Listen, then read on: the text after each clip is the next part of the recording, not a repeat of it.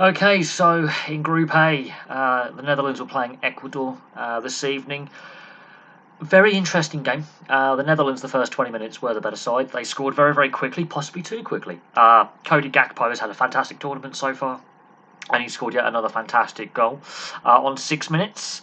And what a strike!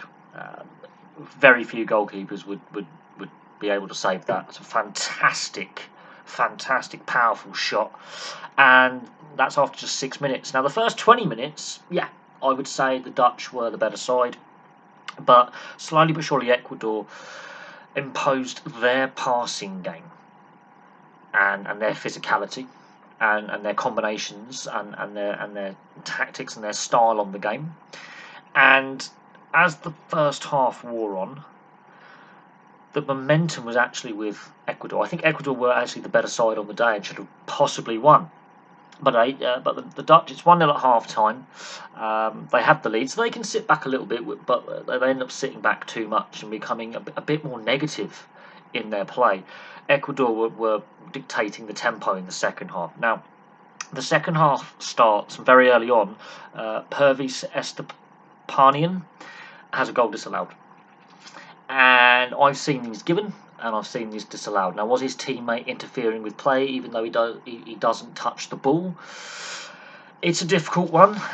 The officials have ruled that as offside. I have seen them go to VAR and been awarded as goals. I've seen them being awarded as goals on the field and then go to VAR and then being disallowed. At what point are you interfering with play? It's a 50-50. I've seen them given, I've seen them not given. I think if we're looking at it, it does obstruct the goalkeeper's view. We've seen this in multiple competitions: Champions League, Europa League, FA Cup, League Cup, Premier League, La Liga, the Euros. At what point, does it constitute interfering in play? But that is the moment. I think the momentum is now fully with Ecuador, and not long after that, Enner Valencia scores his goal within 2 minutes. Scores his goal, and again from an Estepanian shot. The keeper makes a great save, but again, Enner Valencia, much like Richarlison last night for his first, that's great forward play. That's following through, following the play, and also getting in there unmarked. They're not tracking his run. It's a poacher's finish, but that's poor defending from Holland, where whoever's going to be man marking him or picking him up isn't doing so.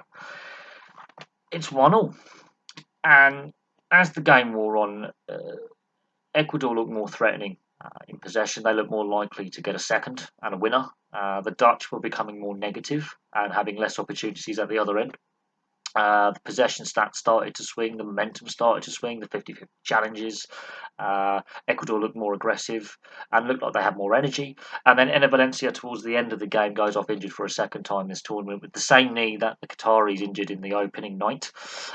This one looks a bit more serious. It looks like it's a reoccurrence of that knee problem that he had in the first game. He was fouled a lot in the first game, but he went down untouched. So whether he's aggravated an ACL or an MCL or a PCL, or he's twisted it slightly, or something's given way. He went off on a stretcher.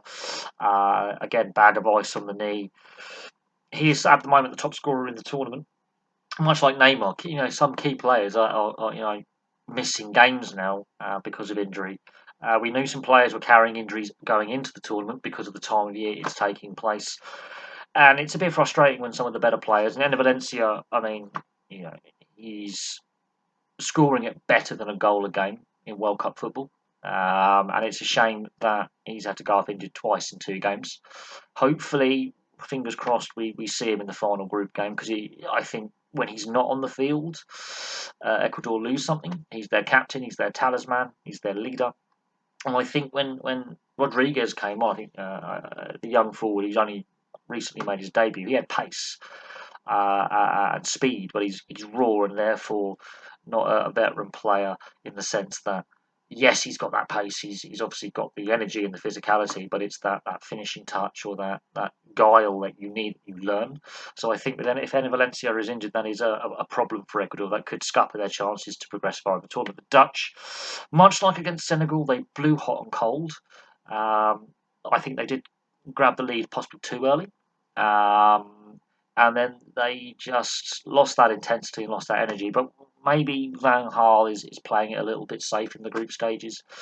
Obviously, they've got to play Qatar next, so that's most likely a win for the Netherlands. The Senegal Ecuador game now takes on real importance. All Ecuador need is a draw, and they are very likely to face England at this moment, depending on the result against the USA, obviously this evening in the next round. And I'm not really, depending on Enner Valencia and his fitness, I'm not sold on England having an easy game against Ecuador. This is the first goal I think Ecuador have conceded in like 9 games, so they don't concede many, and they're they're very quick paced in possession. They play a high intensity possession game where they move quickly.